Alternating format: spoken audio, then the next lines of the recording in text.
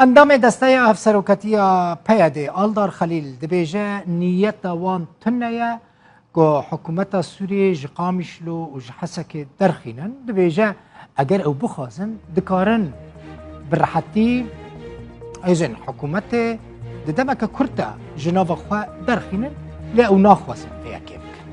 آلدار خلیل هروها لسر دورپیچا لسر شیخ مقصود و اشرفیه یا هر دو تاخین کردشین الحلبه دبیجه تشتی که حکومت سوری لوان هر دو تاخین کردان دکه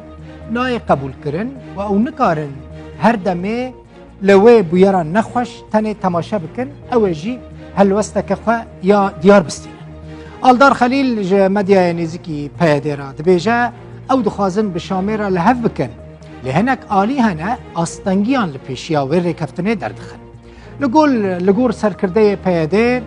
ده ناو حکومت سوری ده لشامه هنک کس هنه هنک آلی هنه به استخبارات ترکیه به میتر کار دکن و ناخوازن کرد و شام لحف وارن او کسین کل شامینه به استخبارات ترکیه را کار دکن او آستنگیان دردخن دبیجه آلدار خلیل گوت هفدیتن انوان و شامه لسرقامش و الحسکه که چند جاران چه ببون به انجام آنه